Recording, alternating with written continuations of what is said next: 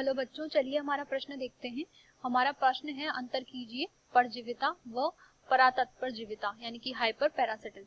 अगर इस प्रश्न की हम यहाँ पर बात करें तो सबसे पहले हम यहाँ पर देखते हैं इस प्रश्न की मुख्य अवधारणा को। तो प्रश्न की मुख्य अवधारणा के अंतर्गत हम अगर यहाँ पर बात करें तो हम यहाँ पर कह सकते हैं कि सबसे पहले तो यहाँ पर जो है विभिन्न प्रकार के जीव पादप होते हैं, इनके मध्य जो है प्रकृति से विभिन्न प्रकार की जो है अंतःक्रियाएं यहाँ पर जो है संपन्न होती है।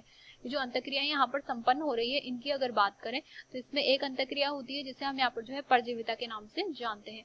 अब अगर परजीविता की हम यहाँ पर बात करें तो इसके अंतर्गत जो दो जातियां यहाँ पर शामिल होती है या फिर दो जीव या दो पादप यहाँ पर शामिल होते हैं, तो हम यहाँ पर कह सकते हैं कि अगर इसके अंतर्गत यहाँ पर जो है दो जीव अगर शामिल है तो इसमें एक जीव जो होगा वो तो यहाँ पर जो है परजीवी होगा, यानी कि एक तो यहाँ पर जो है परजीवी होगा ना कि दूसरे पर निर्भर होगा, और दूसरा जो होगा वो यहाँ पर हमारे पास में जो है परपोषी होगा जिस पर सामान्य रूप से परजीवी जो होता है वो निर्भर करता है। ये परजीवी जो होता है वो भोजन तथा आवास किसी के लिए भी यहाँ पर सामान्य रूप से या फिर दोनों के लिए यहाँ पर जो है परपोषी पर निर्भर कर सकता है। इसके अतिरिक्त हम यहाँ पर कह सकते हैं कि परजीवी जो होता है वो सामान्य रूप से धीरे धीरे यहाँ पर जो है इसका परपोषी का जो है उपयोग करता है। धीरे धीरे उपयोग करने का अर्थ है कि यहाँ पर सामान्य रूप से ये जो होता है अधिक समय तक परपोषी से भोजन आवास प्राप्त करने के लिए इसका धीरे धीरे यहाँ पर जो है उपयोग संपन्न करता है, यानी कि लंबे समय तक इसका उपयोग यहाँ पर संपन्न होता है। हम यहाँ पर कह सकते हैं कि जो परजीवी होते हैं वो यहाँ पर जो दक्ष प्रकार के होते हैं और परपोषी का पूर्ण रूप से उपयोग करते हैं। अगर हम यहाँ पर उदाहरण की बात करें इसके अंतर्गत परजीविता के अंतर्गत,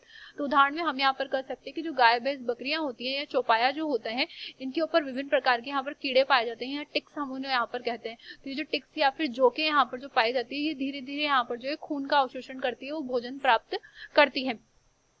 इसके अतिरिक्त अगर हम यहाँ पर बात करें समुद्री मछलियों की, तो जो छोटी प्रकार की मछलियां यहाँ पर होती है उन मछलियों पर जो है विभिन्न प्रकार के कॉपियोड पाए जाते हैं। अभी जो कॉपियोड यहाँ पर पाए जाते हैं ये जो है यहाँ पर आवास व भोजन प्राप्त करते हैं और धीरे धीरे यहाँ पर रक्त का यहाँ पर चूषण करते हैं। इसके अतिरिक्त अगर अन्य उदाहरण की हम बात करें तो मानव की जो आंत्र होती है तो आंत्र में यहाँ पर जो है विभिन्न प्रकार के परजीवी पाए जाते हैं, जैसे कि हम यहाँ पर कह सकते हैं कि टीनिया यहाँ पर पाया जा सकता है जो धीरे धीरे यहाँ पर पोषण प्राप्त करता है।